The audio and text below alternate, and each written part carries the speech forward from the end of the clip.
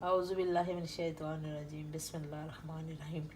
मैं आज आपके लिए इमली की मीठी चटनी बनाऊंगी। तो उसके लिए सबसे पहले ये 200 ग्राम का पैकेट था, उसमें से मैंने आधी ले ली है। तो उसको काफ़ी गर्म पानी में सोक कर देंगे।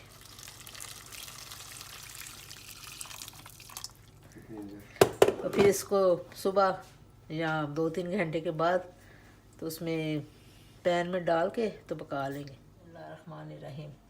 रात भर सोख होने के बाद इमली की ये शक्ल हो गई है। अब हम इसको एक पैन लेके उसके अंदर डालेंगे और उसमें 2-3 गिलास पानी डाल के 1 2 3 4 गिलास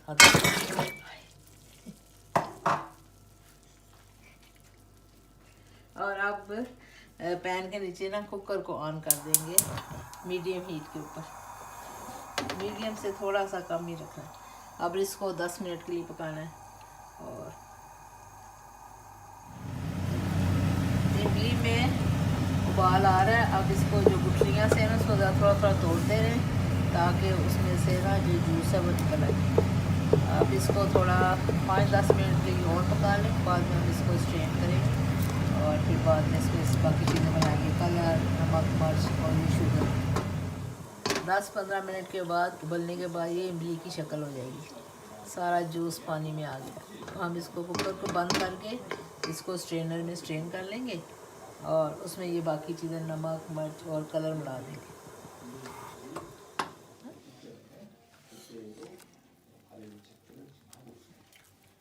अब इसको ऐसे दबा के फिर इसमें से पल्प निकाल लेना है ताकि सारी इसकी खटास जो है इमली की इसके अंदर चली जाए। ऐसे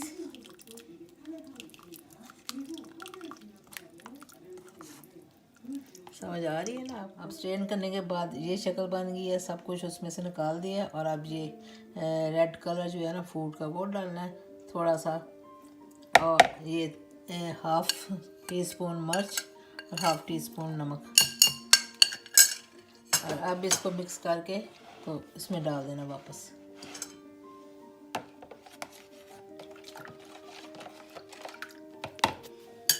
डाल के इसको वापस पैन में डाल दें।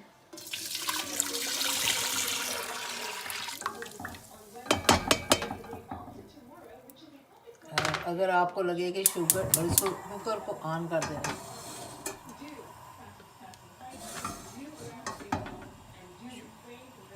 और ये अब नेली 1 गिलास या ऑलमोस्ट शुगर डाल देनी है। और अगर आपको पकने के बाद लगे कि ये शुगर कम है तो आप और भी डाल सकते हैं।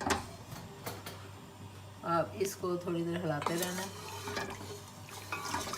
और बस इसमें जब ज़रा थिक हो जाए ना ये जो मिक्सचर है तो कुकर को बंद कर देना। ये कुकर ऑन किया मैं।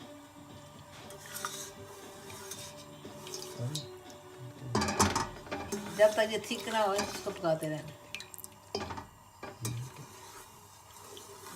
थिक हो जाता है। 10 मिनट के बाद ऐसी शक्ल हुई है। अभी ये देखें चेक करके कभी इतनी थिक नहीं हुई।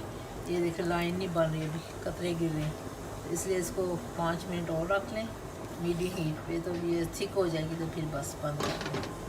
स्लो हीट में पकते हुए चटनी को तकरीबन 20 मिनट हो चुके हैं। ये अभी भी देखें थोड़ी सी मुझे पतली लग रही है। जब ये थिक हो जाएगी तो इसकी एक ना ये धार बन जाएगी, एक लाइन बस नेली होने वाली है। तो आप कह रहे होंगे, हैरान होंगे कि मैंने इतना बड़ा पैन क्यों चूज़ किया। इस वजह से कि ये एनामल का है और इसमें ना मैं पसंद करती हूँ खट्टी चीज़ें बनानी। इमली चटनी, कढ़ी वगैरह मैं इसी पैन में बनाती हूँ। अभी फिर आपको ना बताएंगे जब ये बिल्कुल थिक थोड़ी हो जाएगी। ज़्यादा थिक नहीं करनी क्योंकि बाद में ये और थिक हो जाती है। तकरीबन 25 मिनट पकने के बाद इमली की चटनी ऐसी थिक हो गई है। ये देखिए इतनी थिक हो जाए तो उतार इसको बंद कर दें क्योंकि बाद में ये और थिक हो जाएगी। और इसको आप ठंडा होने पर गरम समोसा चाट या दूसरी ठंडी चाट जो होती है आलू चने और प्याज डाल के नमक मिर्च डाल कर ये चटनी डालें तो बहुत टेस्टी लगती है। ठीक है, मिलते हैं अगले वीडियो में।